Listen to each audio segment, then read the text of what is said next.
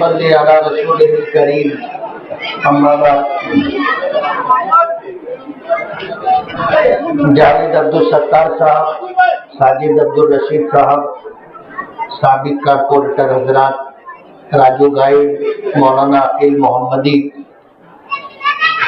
Masood sir, रज्जू driver, मुबीन gamma, Shakeel बनी, Mohammad fitter, Yasin भैया, साबिर मुकादम, Atiq Ahmad, Ajju driver और महल्ले के हमारे बुजुर्ग हजरात, नौजवान साथियों और ख़ास तौर पर मेरी माओ और बहनों, किला झोपड़पट्टी का मसला ये एक इंसानी मसला है, समाजी मसला है।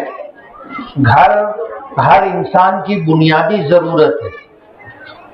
आज एक साजिश के तहत किला झोपड़पट्टी को टारगेट करके इनको उजाड़ने का प्रोग्राम मालेगांव की फिरका परस्त पार्टी और फिरका परस्त लोग, बम्बई कहिए, दिल्ली कहिए, साजिश रची गई है कि किले के नाम पर किला झोपड़पट्टी में जो मुसलमान बसते हैं उनको उजाड़ा जाए।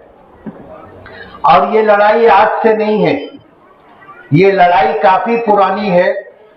जैसा कि जावेद अब्दुल सत्तार ने बताया कि हमारे पास इस सिलसिले के तमाम कागजात है, जिसकी मिकदार इतनी है कि इनोवा गाड़ी आधी भरी हुई है। और ये पेपर कोई मालेगांव के सियासी लोगों ने इनको नहीं दिया, इन लोगों ने अपनी मेहनत से, अपनी कोशिश से, चाहे कारपोरेशन हो, रेवेन्यू डिपार्टमेंट हो, कोर्ट हो, कचहरी हो, हर जगह से ये पेपर हासिल किया। गवर्नमेंट कैबिनेट मीटिंग के अंदर किला झोपड़पट्टी को हटाने का फैसला लेती, उससे पहले से किला झोपड़पट्टी के लिए जावेद अब्दुल सत्तार और जावेद अपने साजिद अब्दुल रशीद ये लोग लड़ाई लड़ रहे हैं। और मामला लोक आयुक्त तक गया और वहां जाने के बाद लोक आयुक्त का एक फैसला आया और वो फैसला ये था कि किला झोपड़पट्टी वालों को जब तक कोई इसके बदले में जगह ना दे दी जाए वहां तक इनको हटाया ना जाए। ये एक फैसला है और इस फैसले की बुनियाद पर मालेगांव किला झोपड़पट्टी के लोगों को बदले में जगह देना सरकार की मजबूरी है। वो कोई हमें वो खुशदिली से नहीं देना चाहते, लेकिन कोर्ट का फैसला है कि इनको मुतबादिल जगह देना, उसके बाद इनको यहां से हटाना। इस बेस के ऊपर मालेगांव किला झोपड़पट्टी को इसके बदले में जगह मिलेगी। जहां तक हमारी पहुंच और रसाई है और जो बातें हमने अपने कानों से सुनी और लोगों की साजिशें, लोगों की प्लानिंग देखी, उसके पेशे नजर मैंने पीछे भी ये बात कही थी कि ये हमें यहां रहने नहीं देंगे और हर हाल में ये हमें यहां से हटा करके रहेंगे। इसके लिए हमें जो जद्दोजहद और कोशिश करनी है यहां रुकने की हम करेंगे, लेकिन सरकार का फैसला है। और आज मालेगांव कहो, महाराष्ट्र कहो, दिल्ली कहो, जिन फिरका परस्त लोगों की सरकार है वो हमारे खैरखा और हमदर्द नहीं है, वो हमारे दुश्मन है और हमें हर हाल में यहां से हटाने का उन्होंने फैसला लिया है। आपको सुन करके हैरत होगी कि एक मालेगांव जो किला झोपड़पट्टी थी जिसकी वजह से महाराष्ट्र सरकार ने पूरे महाराष्ट्र के लिए एक फैसला लिया कि महाराष्ट्र भर में जितने किले हैं उनकी जमीनों पर अगर लोग बसे हैं तो उनको वहां से हटाया जाए। सिर्फ मालेगांव वालों की दुश्मनी और किला झोपड़पट्टी को टारगेट करके, और ये बात मैंने आपको बताई थी। आज हमारे लिए दुख की बात है कि इस मुसीबत की घड़ी में, ऐसे वक्त में तो हमें एक हो जाना चाहिए था और मिलजुल करके काम करना चाहिए था। आपने देखा होगा कि आज शेख आसिफ साहब, मुस्तकिम डिग्नेटी साहब, ये दोनों सियासी इख्तिलाफात के बावजूद हमारी दुश्मनी में एक हो गए और किला झोपड़पट्टी के लोगों को बांटने की साजिश रची गई। शेख आसिफ साहब ने डिपार्टमेंट में ये बात कही कि 100-125 लोग मेरे हैं, मैं उनको समझा लूंगा और उनको लेकर के चला जाऊंगा, उनको आप बदले में जो जगह देना हो दे दो। डिपार्टमेंट के लोगों ने मुझे बुला करके ये बात कही कि शेख आसिफ साहब का ये कहना है कि 100-125 लोग मेरे मानने वाले हैं, मैं उनको लेके चला जाऊंगा, आप उनकी चिंता मत करो। तो डिपार्टमेंट के लोगों को ये बात समझ में आई कि 368 लोगों में 100-125 लोग इनके लोग हैं, बाकी तो दूसरे लोग मुफ्ती साहब के मानने वाले। उन्होंने मुझको बुलाया और बुला करके कहा क्या करना चाहिए।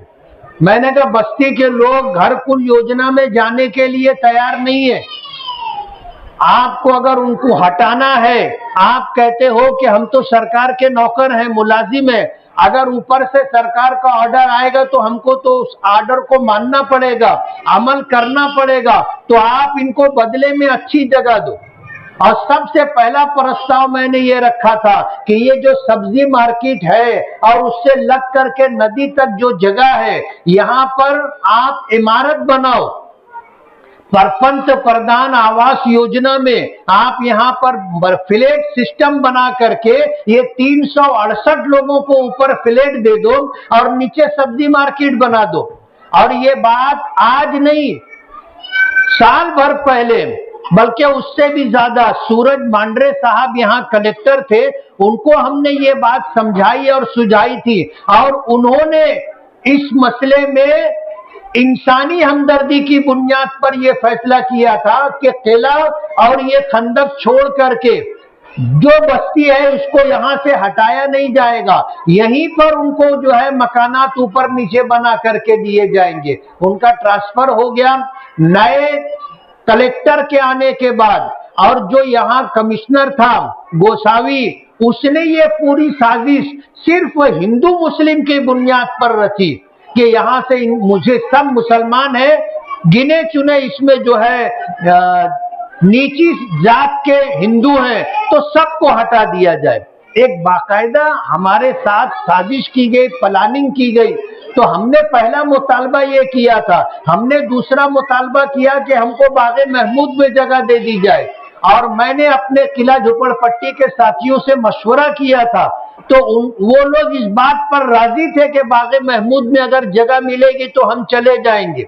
हम इसकी कोशिश कर रहे थे, लेकिन शेख आसिफ ने कहा कि आप कहीं भी जगह दे दो, ये 100-125 लोग हमारे साथ चले जाएंगे, और मुस्तकीम डिग्निटी को लगा दिया कि तुम जाओ और बस्ती के लोगों को वर्गलाओ कि हमको अगर सरकार ताजमहल भी बना करके देगी तो हम यहां से नहीं जाएंगे। आधे लोगों को हटाने की बात हो रही है और आधे लोगों को इस पर उकसाया जा रहा है कि हमको यहां से हटना नहीं है। पता नहीं वो किला झोपड़पट्टी के लोगों को बेवकूफ समझ रहे थे या पिलखोड़ का रहने वाला समझ रहे थे। जाहिर बात तो कोई बात छुपती नहीं है, आप इस तरह की सियासत कर रहे हो, और वो भी इंसानी हमदर्दी की बुनियाद पर जिस चीज मसले को देखना चाहिए उसमें भी आप सियासत कर रहे हो। जब हालात बिगड़ने लगे और हमने पीछे तमाम ही, चाहे कमिश्नर हो, तहसीलदार हो, प्रांत हो, एडिशनल कलेक्टर हो, अजीत दादा पवार तक हमने जद्दोजहद और कोशिश की। हम ये चाहते थे कि अगर सरकार हटाने का फैसला ले ली है तो हमें अच्छी जगह दी जाए, और इसके लिए हम लड़ाई लड़ रहे थे। जैसा जावेद अब्दुल सत्तार ने बताया कि हम भी पहले कोर्ट जा सकते थे और हमें किसी की मोहताजगी नहीं थी, सारे पेपर हमारे पास है, और हाई कोर्ट में कोई एक ही वकील है ऐसा नहीं है, हजारों वकील हैं, जिसको भी फीस देंगे वो आपका केस लड़ने के लिए तैयार हो जाएगा।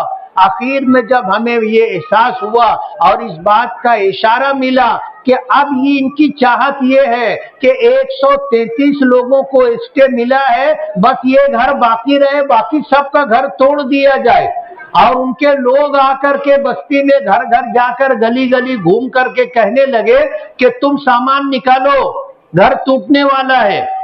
यानी वो 133 के अलावा जितने लोगों के घर थे उनका घर टूट जाए, इस पर खुशियां मना रहे थे। ये हुआ कि अपने को हाई कोर्ट जाना चाहिए। जाहिर बात है, जो काम 3 दिन में होता है कि पिटीशन के पेपर तैयार करना, फिर उसका रजिस्ट्रेशन कराना, फिर उसको मेंशन करवाना, फिर जो केसेस के लाइन होती है उसमें अपना नंबर लगना, ये कई दिन का काम है। लेकिन कहते हैं कि नीयत साफ हो तो मंजिल आसान हो जाती है। हमारे ये साथी जावेद अब्दुल सत्तार है, साजिद अब्दुल रशीद है, खालिद सिकंदर है, मौलाना अकील मोहम्मदी है, मसूद सर है, रज्जू ड्राइवर है, मुबीन गामा है, शकील बनी है, मोहम्मद फिटर है, यासीन भैया है, साबिर मुकादम है, अतीक अहमद है, अज्जू ड्राइवर है और कुछ लोग। ये लोग रात भर सफर करके गए और बंबई जाकर के दिन भर इन्होंने मेहनत की। जिस काम को कई दिन लगते हैं, 8 घंटे के अंदर वो पूरा काम निपटा करके आए और अल्हम्दुलिल्लाह स्टे मिल गया। अभी ये लोग वहां बंबई में थे, दोपहर का खाना नहीं, रात का खाना नहीं। कुछ लोग यहां आके सियासत करने लगे कि इनको हमारे आगे झुकना पड़ा और यहां आकर के क्रेडिट लेने लगे कि हमने वकील दिया। वकील क्या उसके बाप का नौकर है? और क्या उनका वकील था तो उसने पैसा नहीं लिया?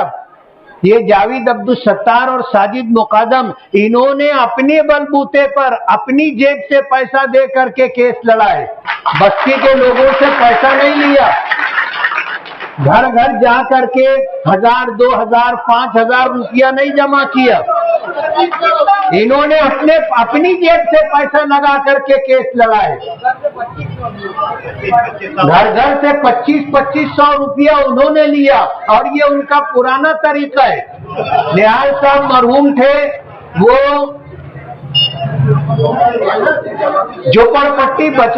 झोपड़पट्टी बसाओ सभा के नाम से लोगों से पैसा लिया करते थे। कोई इन्होंने अपने पैसे से कुछ काम नहीं किया। हमने यानी हमारे जावेद अब्दुल सत्तार और साजिद मुकादम ने अपना पैसा लगा करके ये स्टे लाया है। इसलिए मैं आपको ये बताना चाहता हूं कि हमारी जद्दोजहद और कोशिश ये है कि हमें अच्छी जगह मिले, जबकि हमारी पहली कोशिश ये थी और आज भी है कि तुम बस्ती उजाड़ने की बात कर रहे हो। बस्ती तो किले के बाहर है, खंदक के बाहर है। किले के अंदर जो नाजायज कब्जा करके स्कूल चलाई जा रही है, किले के अंदर जो टेनिस कोर्ट बनाया गया है, जो जिम खाना चलाया जा रहा है, पहले किले के अंदर की तो खबर लो। किले के अंदर पहले सफाई करो, उसके बाद खंदक का नंबर आएगा और उसके बाद झोपड़पट्टी का नंबर आएगा। वो सब छोड़ करके सिर्फ इधर मुसलमान है तो इस तरह का काम किया जा रहा है। हमारा कमिश्नर आज प्रशासक है, ईमानदारी से उसको काम करना चाहिए। ये भी फिरका परस्तों की बोली बोल रहा है और इस तरह की हरकत कर रहा है जिससे बस्ती के लोगों को नुकसान पहुंचे। आज तक प्रशासक ने बस्ती के लोगों को जगह दी नहीं और कमिश्नर बोलो, कारपोरेशन के ऑफिसरान बोलो, रेवेन्यू डिपार्टमेंट के लोग बोलो, सब तोड़ने के लिए तैयार हो गए। लोक आयुक्तों का फैसला भी नजरअंदाज कर रहे। हमारी लड़ाई लंबी लड़ाई है, आगे जो होगा अल्लाह का फैसला होगा, लेकिन हम इनको किले के अंदर रहने नहीं देंगे, किले के अंदर रहने नहीं देंगे।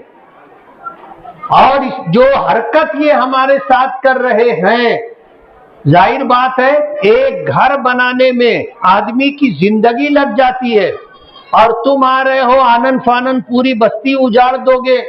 न तुम्हें बच्चों का ख्याल है, न बूढ़ों का ख्याल है, न औरतों का ख्याल है। कितनी मेहनत से आदमी घर बनाता है, उजाड़ने के लिए तुम चले आओगे। बसाएगा कौन, घर बनाएगा कौन? हमारी कोशिश ये है, हमें इस मसले पे सियासत नहीं करनी है। जब मुझसे पूछा गया कि जो वकील उनका था जिसने उनको स्टे दिलाया है, अगर उसी वकील के मार्फत काम हो तो आपको कोई एतराज है? मैंने कहा मुझे इस मसले पे सियासत नहीं करनी है, हमको स्टे मिलना चाहिए। अगर वो वकील हमारा ये काम कर सकता है तो जो फीस है फीस दो और उससे काम करवा के लो। पूरा शहर आपकी हमदर्दी में कल था और शहर की कितनी मस्जिदों में आपके लिए दुआ हुई, कितने घरों में आपके लिए दुआ हुई, वो दुआ कारगर हुई। 3-4 दिन का काम 8 घंटे के अंदर ये लोग जा करके पूरी मेहनत करके उतना काम करवा के लाए।